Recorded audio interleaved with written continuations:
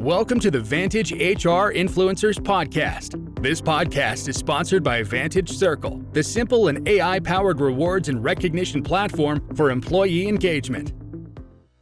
Employee experience and moments that matter is deeply linked. But what are these moments actually? How do you recognize them? Why are they significant? And what can we, as a business, as an entity, do about them?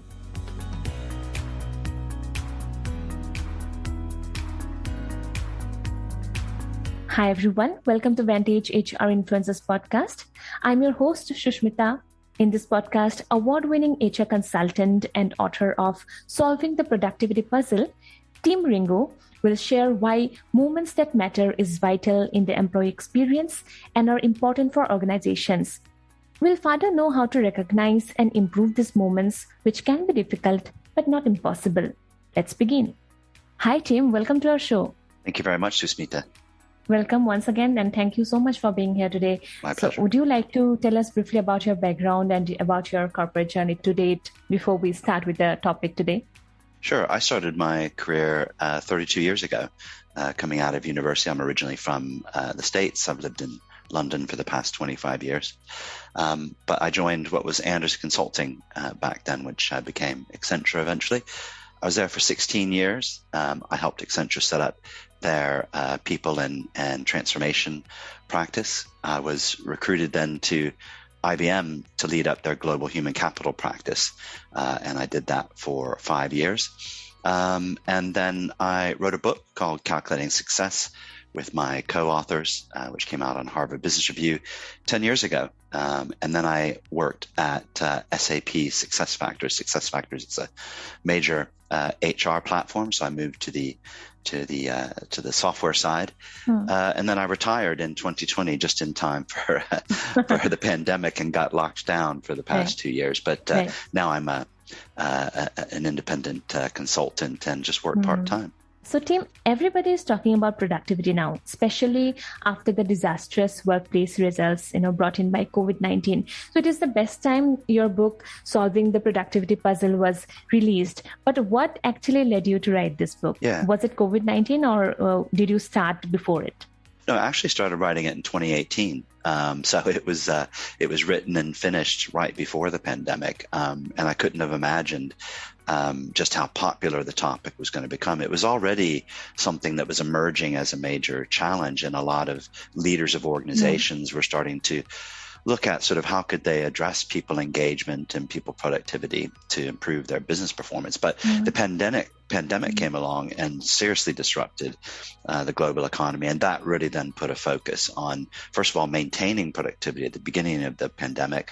But then now there's a focus on how do we solve it permanently. So it turned out to be really good timing, but it was completely accidental. Timing, yeah.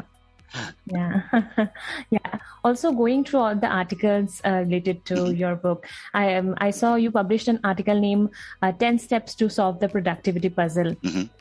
Just after the first step that talks about redefining productivity. Yes. In the very next step, that is in the step 2, it says that it is now extremely essential to understand what really motivates your people. Right. So what really motivates people today? Yeah, I think first of all, looking at productivity not just as people producing outputs, I think we need to look at it more broadly and look at the human experience at work, which essentially is, these days, most everybody is a knowledge worker, right? So we're not in factories anymore producing widgets. And so you have to look at how people are motivated in the office. And people are motivated by, first of all, they join your organization because they're motivated by what you do, how you do it, and the role that you give them. And so that's sort of their, what I call intrinsic motivation. And that's what you want to tap into. Extrinsic motivation is the money and rewards. Intrinsic motivation is you buy into the organization and you want to work there. And getting the balance between those two things is really important and very powerful in terms of creating engagement and then more productivity and performance. Well, I completely agree with you on those points, Tim. So it is also being said that COVID-19 is the most significant workplace social experiment ever. So what are the major challenges that HR is facing when it comes to employee engagement in 2022 and moving forward? Yeah, there's a couple of phases. So first of all was the crisis, and HR had to move very quickly to try to get as many people working from home as possible. And that required new processes, new systems, new ways of doing things. And so that was kind of the immediate crisis. What came out of that then was a questioning of kind of, well, hang on, how can we potentially use some of this change going forward? And that's where we are in 2022, where people are now saying, hey, working from home worked for me. I would still like to come into the office, but I'd like a more of a hybrid approach. And this has created all sorts of opportunity for HR to, again, create new processes, new operating models, and put in place new technology that's going to help people be more productive. And this is part of solving the productivity puzzle, ironically.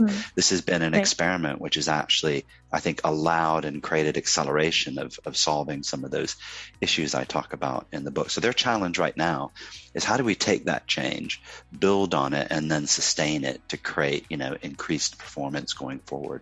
Yes, nice. And well, speaking of moments that matter. So in HR, what are these moments that matter? Yeah, so this is a phrase that I use that sort of describes what the new, HR operating model should be going forward. It shouldn't be about administration and back office. It should be about everything from the recruitment through to the onboarding, to people's performance management goals, their learning, their development, succession, through to then deploying them to the right work at the right time, at the right place. And so all along that life cycle that I just described, which is basically... So, covering the entire employee life cycle. Exactly, the employee life cycle. Every point is an opportunity for a moment that matters, right? So getting recruiting right feels good to the employee. Getting onboarding right should be a good experience. The person that you work with, your goals, your objectives, those should all be good experiences as you go, not just administration. They should be things that are making you better and the organization better. And so all along there's opportunity for HR to create moments that matter versus just transactional sort of interactions. So moments that matter, when you say about like onboarding, then training, so these are some big moments that we all know that this is something important. So are there any small moments that also matters in the employee experience? Like say, for example, what are the moments that matter in employee appreciation? Yeah, so I think, what the big moments are those kind of main touch points that I talked about. But within that, smaller moments that matter are managers that have changed their approach to become sort of more empathetic and better listeners, that look after people and, know how to give praise, know how to give feedback, know how to performance coach people. Those are little moments that matter, that build up over time, that create these bigger moments that matter. And then ultimately people will want to stay and work in those types of organizations and not start over and move to a new job. And we've heard about the Great Resignation, where a lot of people have reassessed and said, well, I'm going to change my life and I'm going to go do something different. Well, you want to try to keep those people. And I think this is part of addressing that, to kind of avoid the issue of the Great Resignation and keep your people. Very true. So talking about now the future of work. So what does the future of employee experience look like to you, Tim? Well, back to that life cycle, I think the first experience is that the employee's experience should be integrated, right? It should feel and look the same all around that life cycle in terms of the process and the mindset and the way people do things inside managers do things inside the organization. Underneath that is a technology platform that then enables that, right? And the good news is these days, platforms like SuccessFactors, Workday, some of these others that are emerging, they're very, very good at providing that sort of technological experience, that user experience that's very simple, intuitive, and kind of really beds down this integrated life cycle that I'm talking about. So much so that the manager and the employee can do most of the talent management themselves, and HR then become advisors versus the people doing that. And so that's a different experience, where you and your manager spend, the entire year on your development and your deployment to work and all these sorts of things. And you do a lot of it, and that's a much higher touch experience for the employee. And of course, when your manager's involved in what you do, one, that makes them feel better. Two, it also helps the employee understand better what they're supposed to do and how to do it.